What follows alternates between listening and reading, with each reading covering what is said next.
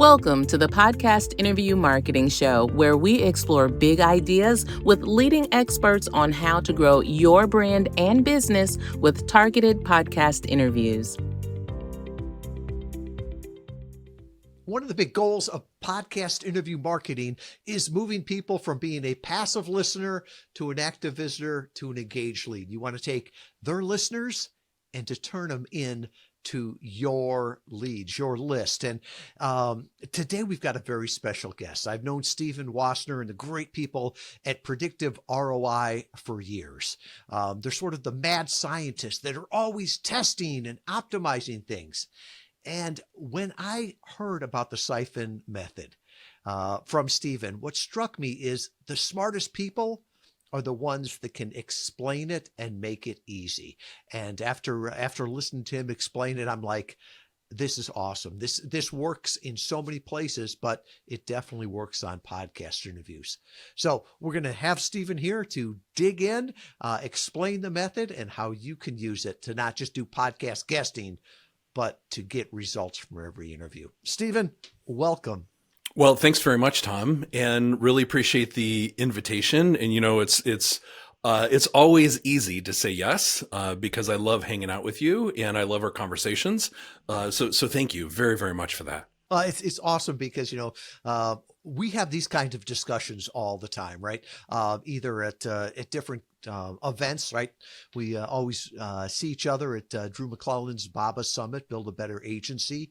And when I saw this presented here, the whole idea of a siphon, right? You don't want to steal people's audience. That doesn't sound right, but I love the idea of a siphon because it just naturally flows, right? No power required, and it really moves them from being someone's listener to also being on your list. So can you unpack a little bit where you got this idea and what you've done with it up this point, and before we even start to talk about how to do it? Sure. So let's rewind a bit. So I started Predictive ROI back in 2009.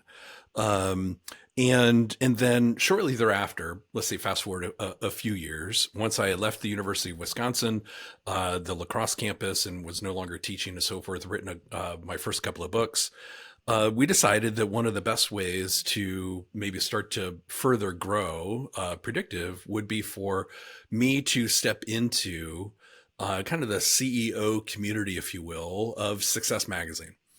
And at the time, Success Magazine was, let me rephrase that. The publisher at the time of Success Magazine, his name is and still or Darren Hardy. And so Darren had this kind of special thing that he called the High Performance Forum.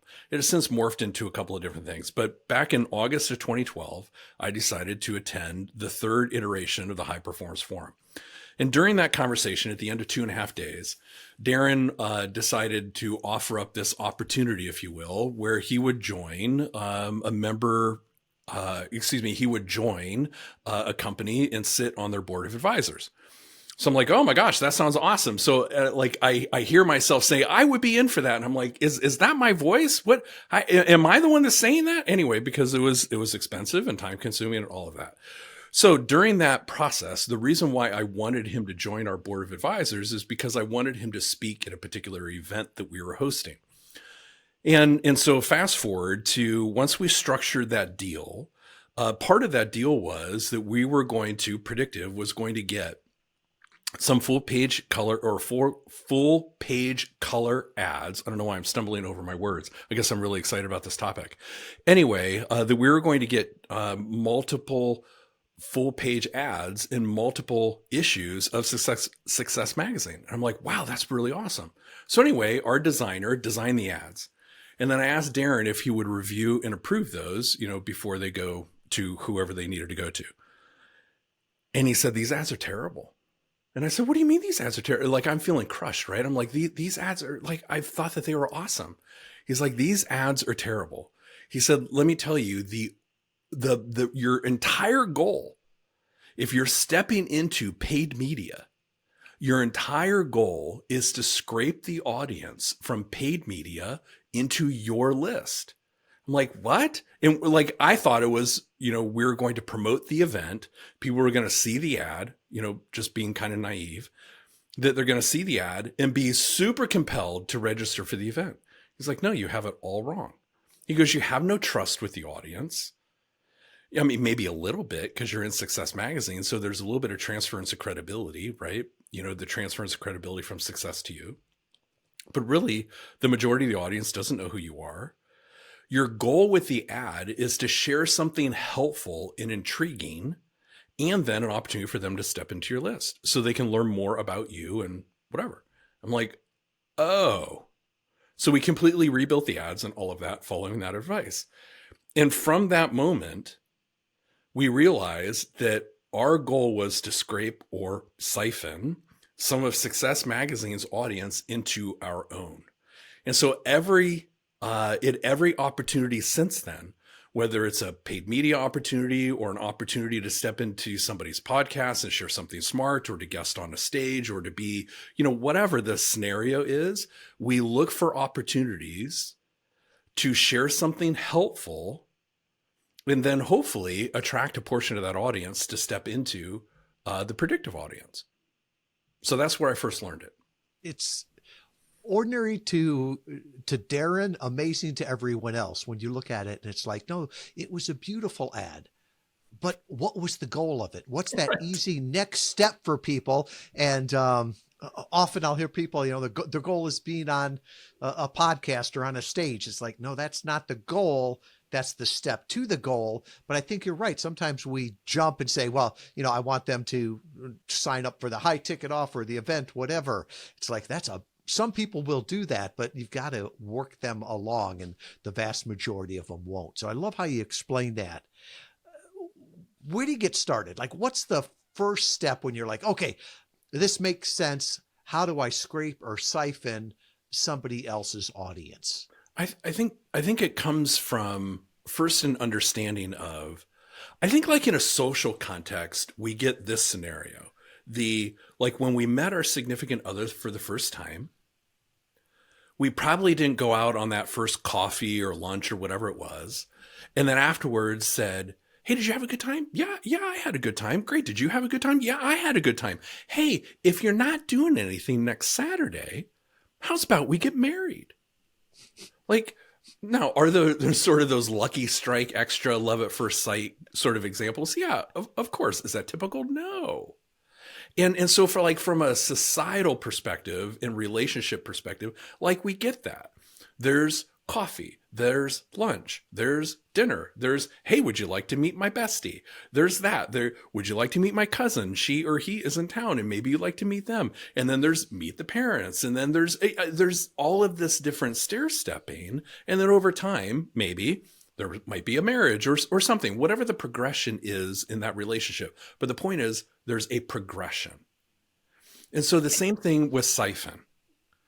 You need to think about, what is that first easy yes? How do you make yourself easy to say yes to? It's not by saying, hey, everyone who's listening to this podcast from Interview Valet, I think you should hire Predictive ROI for our full sales pipeline ignition. That's ridiculous, right? But can we offer up something that might be helpful and intriguing to solve a particular problem? And then over time, and as Drew and I say, that could take a day or a decade. The point is that you show up consistently over and over and over again with something that's helpful. And then maybe you'll get an opportunity to earn that person's trust over time. And so that when they do have a problem that you might be able to solve, you're on the short list. Or maybe you're the only one on the list. But it starts, to answer directly to your question, with a small thing that is easy to say yes to. And in the social context, would you like to grab coffee? In the business context, would you like to have this checklist? Would you like to have this ebook? Would you like to have this video series? Would you like to have this other thing that is so on point and helpful that it's easy to say yes to? And I love how you explain that, because some people will go, oh, like a funnel. Well, automation is great, but it's like, I remember when I'm met my bride, right? There was not a predetermined list of steps to go through. And, I'm one funnel away from being married. No, it didn't work there, right? Yeah. So you didn't map that out on a dry erase board and say, okay, at the top, we've got lunch. Now. Not only that, I figured out how much I could pay per lead, right? For it to be positive. And it's like, I always say the best things in life have come from conversations. So I loved how you talked about it's almost nurturing, right? You continue to nurture that relationship. And, like you said, it could take a day, it could take a decade, but you always want to be serving, nurturing, building that trust in there. The other thing that you were talking about in there is making it specific to the audience, right? So let's go back to our spouses, right? This is proof that God loves us and wants us to be happy. If you meet them running, like Karen and I met, probably not best to say, hey, you want to go grab a cigarette and a drink? No, it's 9:00 in the morning, right? So trying to do more context for that. So giving your audience something that, I love how you say, screaming cool for that audience. It might not apply to everyone, but it really gets them to take that next step. And it becomes a very, very easy yes. Yeah, the screaming cool value exchange, which is another term that I should give some credit back to Darren Hardy, because I used that from him. So I don't know if he and I were in a session together or maybe a call or something like that, because he did then, as I mentioned, served on our board of advisors for about 12 months. And so we spent a lot of time together, and through those conversations, screaming cool value exchange sort of came out. And his point was, and I think that this, holds true today, that you make yourself really easy to say yes to when you offer up something that is so screaming cool that your right fit prospective client will look at that and say, oh, I have to have that. I have to have that because there's something in there that's going to solve an issue, a pain point, a something in the business. And when you can get really, really smart about the issues that that your right fit prospects are struggling with, that there are constraints in their business, and you can help them solve that, you create something screaming cool that is totally free and it's easy to say yes to. And when you do, then you can't act like a schmutz. I mean, once you have their email address, you give them one good thing, and then you're all over them like they're a fresh piece of meat. That will get your unsubscribes up very, very high. You need to then continue, to your point, showing up consistently a day or a decade with continued helpful content that's not just like pretty or is designed well, but it's truly helpful. They can take it and apply it. And when you do that, not only do you build trust, but you really demonstrate your expertise. Yeah, you and your team are the mad scientists, so you're always testing things. How do you figure out what a screaming cool offer is? Does it change over time? And, all I can think of is I can think something is screaming cool, but if people don't like it, they're telling me. So how do you integrate that and continue to get it better? Yeah, well, I think part of it is maybe it's a multi-step approach. And here's what I mean by that. I think oftentimes it's easy to think of the Screaming Cool Value Exchange as a singular kind of opus. It's like, we're going to build the Mona Lisa of, give like Screaming Cool Value Exchanges gives. And I think that that's the wrong approach. I think it's a bunch of them. I think it's a resource library. I think it's like if your audience were to go to the Predictive resource library, they'd find 19 other things, 19 things that range from how to find and identify your right fit audience, how to build the hero offer, right? Like how to put a sales process in place, like all of these different frameworks, and they're all free. So I don't think it's a singular. I think it's a suite of things over time. That does not mean that I think that somebody needs to sit down and build 19 things tomorrow. That's ridiculous. But build one next week, and then every quarter you build another one, right? And so then over the course of a year, you've built 4. Next year, you have 8. The next year after that, you have 12. And it starts to really, compound. So that's the first thing, is I don't think it's just one. I think it's a suite or a library, whatever word you want to use. And then the second thing is ask. Ask your prospective clients, ask your existing clients, how else can we be helpful to you? Are there other things that we should teach and share? Are there ingredients, recipe, process, those types of things? You mentioned that we're mad scientists here, and we believe that to our core, that we are constantly running experiments through the lab, the predictive lab. And some are great, and some are absolute dumpster fires. And the great ones, though, have become frameworks. And then those, go into our resource library, and they're available for people to download and use. So I think the first thing is not just one. And the second thing is ask, and then run some experiments and build out your libraries. Yeah, as you were talking about that, a couple things came to mind. One, that great book by Marcus Sheridan, They Ask You Answer, right? If a few people are asking, it's probably a common question from other people. And then growing on those things. I think of, Dan Miller, the late, great Dan Miller from 48 Days.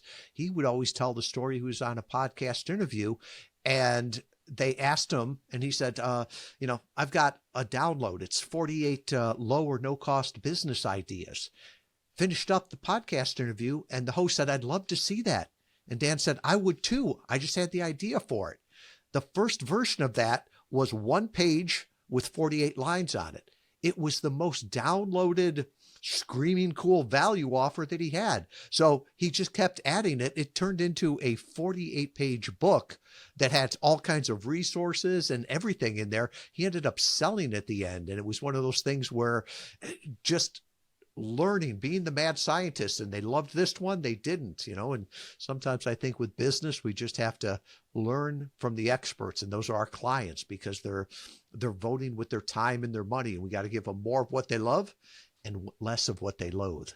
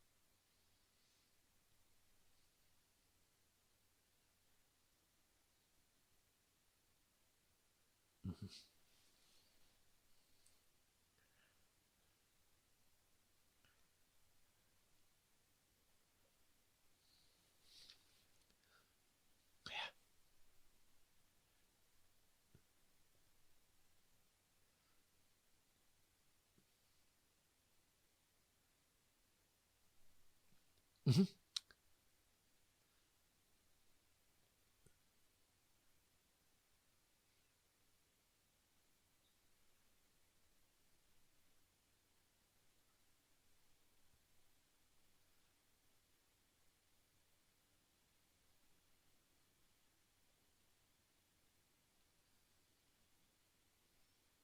Yeah, what's it? Gary Vaynerchuk talks about jab, jab, jab, right hook, and probably missed a few jabs in there. And I understand the metaphor. I don't like it, but I just look at it as sort of give, ask, right? And if you keep giving, at a certain point, they're going to ask you how to work with you. And sometimes I think when people say sales is hard, well, sales is hard when you got lousy marketing. But if you've got good marketing that's building that trust, building that relationship, building that top of mind, the sales become easy because they're asking you, hey, Stephen, how can I work with you? What would that look like?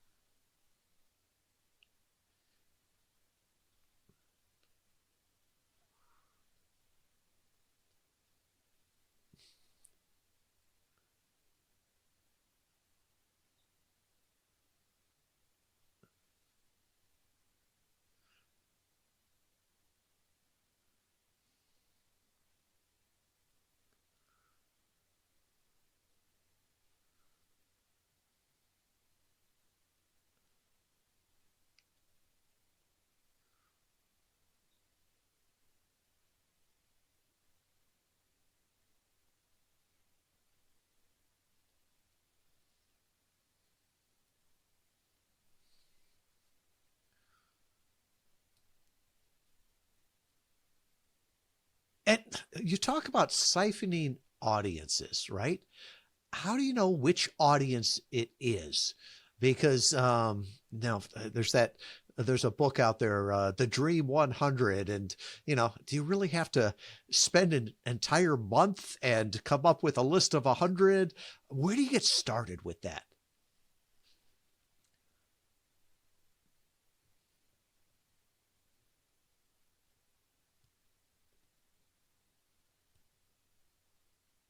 Mm.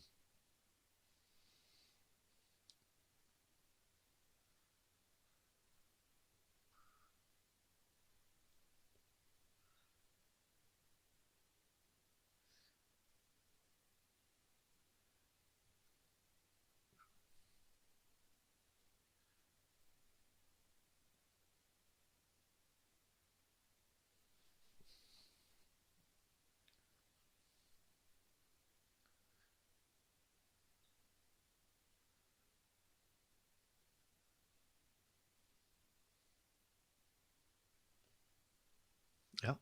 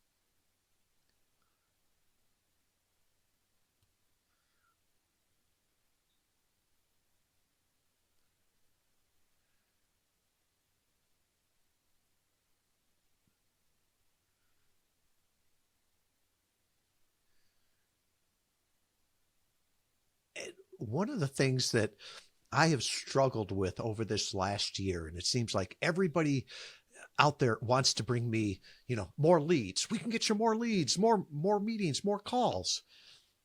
And I always looked at it. It seems like it's the Facebook likes, right? And the bank didn't care how many Facebook likes I had. It doesn't care how many leads. Ultimately, it's about profit. And what is profit? It's about value that you're putting out into the market and value of what you're bringing to people. And so that's one of the things I look at, could you do a lot of these things? I would trust you with pretty much anything, right?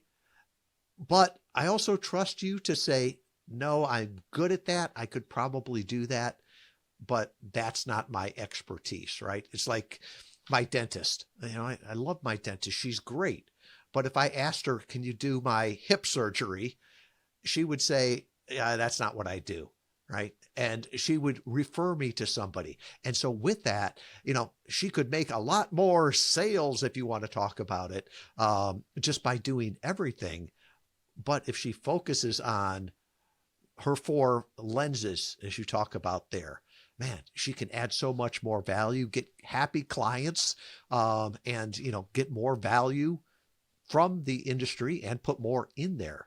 So I think that framework of the 4 lenses is very powerful for building your business, but also building the profits in the business.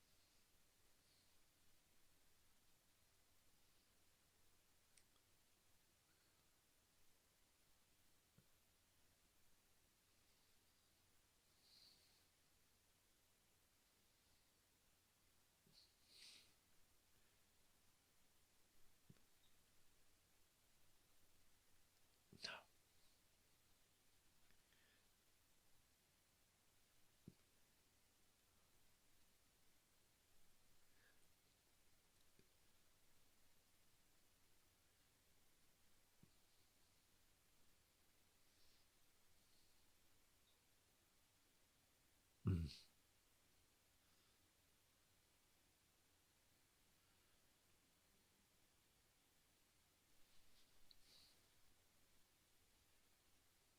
And it's interesting. It's like anybody that has the money is the easiest answer. But the really thing is, I was thinking about your analogy of Mayo Clinic. It's really anybody who has a problem that I can solve, right? So from the standpoint, there's a lot of people with a lot of money and they're not going to Mayo Clinic. But when somebody has a problem that can only be solved by that specialist, they'll find the money because they need to solve that problem. And they'll value the solution that they get. So I think I love how you say starting with the niche, going narrow, finding the opportunities, and then giving them that screaming cool value. So whenever we talk about this, I hope people enjoy the podcast, but education without action is just entertainment. And if this is the most entertaining thing you could find on the internet, you must have already watched all of Netflix. So I'm hoping that people will take action on this. So talk to that, Stephen. I mean, what is the things? Okay, this all sounds great. It's entertaining. Now, how do we make it actionable and valuable?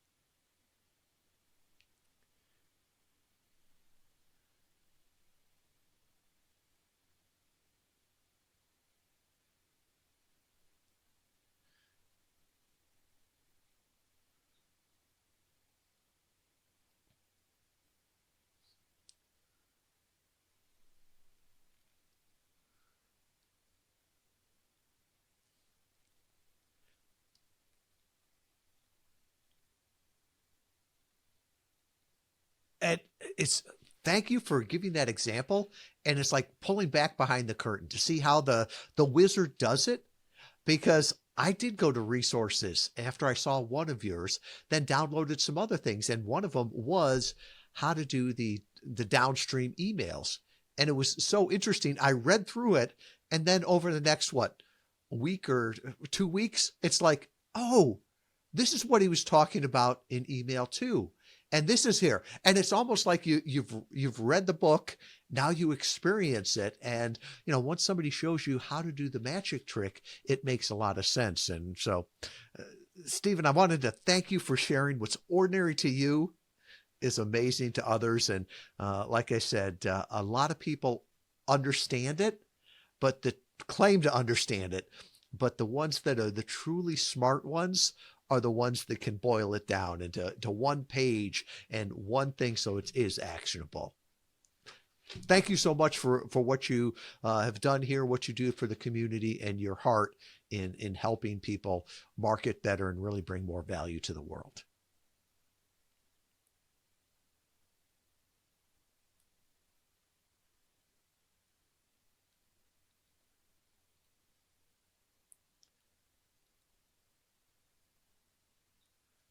Always great to hang out with you, Tom. Thank you.